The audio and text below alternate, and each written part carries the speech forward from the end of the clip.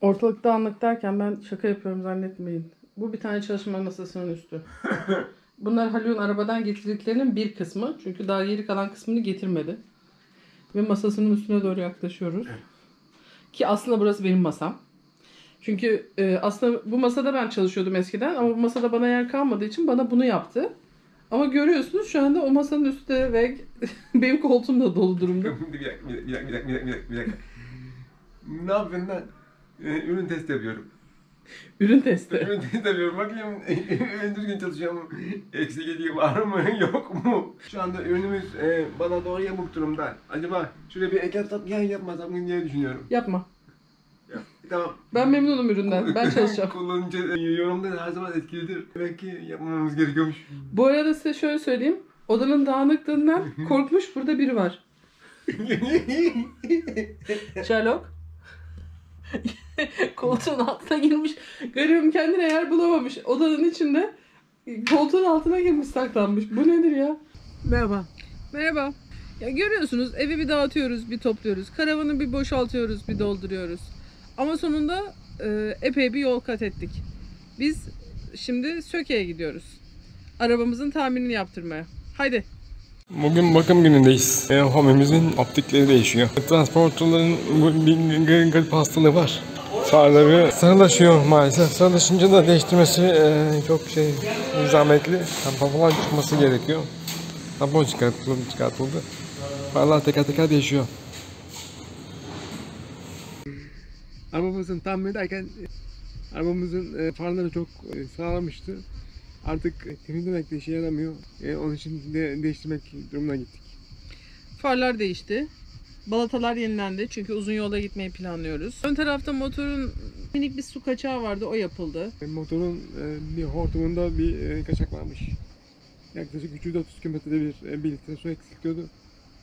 Onun tamiri yapıldı. Ona su eklemek için uğraşırken benim aşağıya kaçırdığım çadırın çubuğu dışarı çıkartıldı 2 sene sonra. Yaşasın. Ben onu geçen sene Tunceli kırsalında kaçırmıştım altına. Çadır değil, Tentenin çivisi. Evet, tentenin çivisini içine düşürmüştüm. Allah'tan motorda değildi ama alt arter korumasının içindeydi, onu kurtardık. Başka neler yapıldı arabada? Başka da bir şey yapamadık işte. Yağ kaçağımız vardı. Yağ kaçağımızın nereden olduğu belli olduğu için hiç umursamıyorduk. Yağ kaçağımızın yağ filtresinin, haznesinin kapağının oradaydı. Tüm hazne değişmek zorunda kaldı. Onları yaptırdık. Onun dışında bir şey yoktu herhalde. Var. Vardı. Bakımları yapıldı. Yağı değişti, filtreleri değişti, her şey yapıldı. Her arabanınki yapıldı, onun önce bir şey yok ki. Yani kısacası arabanın bütün check-up'ını yaptırmış olduk ve ufak tefek arızalarını gidermiş olduk. Şimdi sırada ne var? Bakıyoruz. Ne demişler? Bakımda para harcamayan yolda para harcar. Öyle mi demişler? Peki öyle demişler. Aslında bu şeydi, eğitimde ter dökmeyen savaşta kan döker. Karsel'e geldik. Biliyorsunuz bir su deposu, bir de siyah su deposu almayı düşünüyorduk. Haluk içeride zaten, oradan bize el sallıyor. Bakalım var mıymış depoları. Sen burada çalışmaya başladın galiba. Yap bakalım Uğur'cum dedim ya, yapmaya başladım. Haluk Bey yeni personel. Aha, yeni personel. İyi, güzel. Hoş bulduk. Uğur Bey'di değil mi? Karsel Plastik Uğur Erkoç Yiğit. Uğur Bey, bizim arabamıza göre su depomuz var mı? Sizin arabanıza göre yeni projelerimiz var. Yani son zamanlarda çok fazla Volkswagen kullanıcı sayısı arttı. Dolayısıyla bu tip transporterlara göre özel depolar yapacağız. Bu da Haluk Bey'in sayesinde aslında yapacağız. Sağ olsun o yerleri belirledi, çizimleri yaptı. Onun zaten zihni sinir projeleri çok meşhurdur. Herkes biliyor onu. Müthiş yani bu konuda. Peki siyah su deposu için ne yapacağız?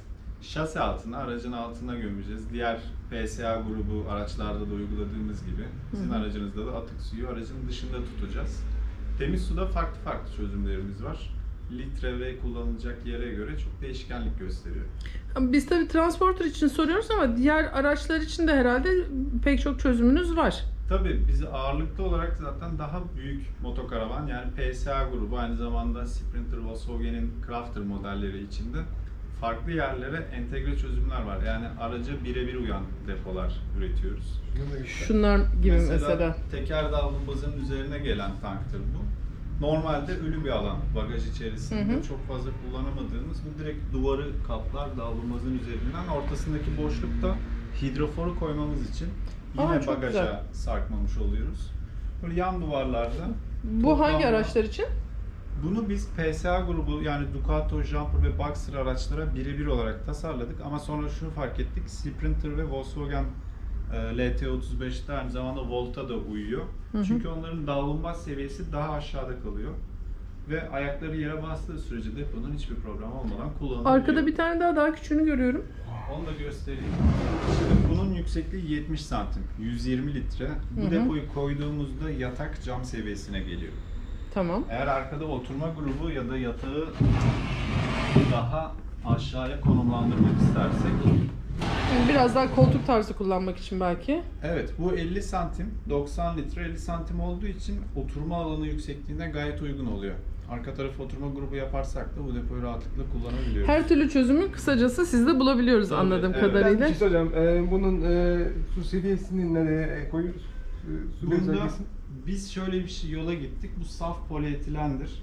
İçerisinde suyu görebiliriz. Yani içine su koyduğumuzda F olarak gözle seviyeyi takip edebiliriz. Bunu şu yüzden yaptık. Bazen şamandıra maliyetinden kaçmak için, biraz daha maliyetleri düşürmek için araçlarda böyle ufak tefek eksikler bırakılabiliyor. Peki, bu tarz tercihlerde gözle seviye kontrol başka edilsin bir diye yani- şamandıra içinde bu ayakların olduğu bu boşluklardan şamandıralar koyulabilir. Ben Amerika'daki kullandığım karavanda şey vardı. Seviyene göre elektrik diyotları vardı. Hı hı. Orada. Orada aynı şekilde uygulanabilir mi? Uygulanabilir, evet. Bunda da yine de Siz bence Halo işe almakla iyi yapmışsınız. O size güzel fikirler verecek. Birebir çalışmasa bile. Ayın elemanı seçtik Haluk Bey. Çünkü şimdiden çizimleri yolladı. Bizim bir işimiz kalmadı. Sadece kalıpları oluşturup sizin aracınıza da uygun depoları çıkartmış haklı. olacağız. Tamam. Halo'nun yaptığı kalıptan çıkanın da ilk kullanıcısı biz olacağız galiba. Kesinlikle. Direkt İnşallah. sizin arabanıza takacağız onu. Çünkü Hocam. fikir babası Haluk Bey. Tamam. Çok teşekkür ediyoruz. Ben teşekkür ederim. olun. Hoşçakalın. Sevgili vatandaşlarım, günaydın. Günaydın herkese. Yakında politika atılacağım. Arabamızın hemen hemen her şeysi bitti. Mobilyalar bitti, döşemeler bitti, süslemeler bitti, Halo'nun yapacağı ekstra şeyler bitti. Ve artık sadece, bu arada sökeye gitti, motor bakımı da yapıldı, o da bitti. Bir tek eksiğimiz kaldı, su depolarımızın değişmesi. Ve tuvalette bir ufak kaçağımız var, onu yaptıracak kimseyi bulamamıştık, onun yapılması. Altımıza küçülürüzler. Şimdi Karsel'e gittik. Karsel bizim için bir tane transporter için bir yeni üretim depo yapacaktı. Ama onun da kalıpçısında bir aksilik çıkmış. Yetiştirememişler. Bir süre daha devam edecekmiş. Yani birkaç ay bulacakmış. Geçici olarak bize bir tane depo verdiler. Olup olmayacağı çok belli değil. Akhisar'da da Gezginci Karavan Mehmet Bey bir getirin deneyeyim bakalım dedi. Eğer olursa yapacak, olmazsa da en azından tuvalet problemimizi çözecek. Tuvaletteki kaçağı halledecek. Yani daha doğrusu halledebilirsem halledeceğim dedi. Biz şimdi sabah erkenden saat 6'da evden çıktık ve Akhisar'a doğru gidiyoruz. Bu işimiz de hallolursa yapacak başka hiçbir şey kalmadı. Arabamız inşallah artık pırıl pırıl her şeyle yola çıkmaya hazır. Dünyada bizim onun üzerine gezinmemize hazır olursa devam edeceğiz. Gezginci Karavanı yerine geliyoruz. Tabii bulabilirsek. Demin başka bir yere gittik. Çünkü tekrar döndük geldik. Evet, Gezginci Karavan Mehmet Bey orada bize gel yapıyor.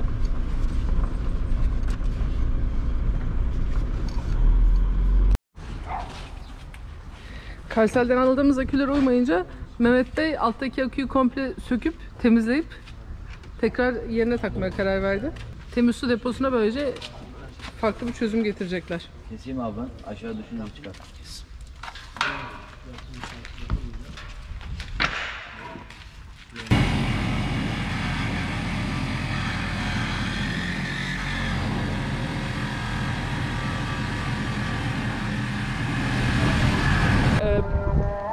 Su depomuz çıktı, böyle bir şey. Karsel plastiğin işlemleri uzun sürecek. Çünkü kalıp problemleri var. Zamansal bir problem tabii ki bu.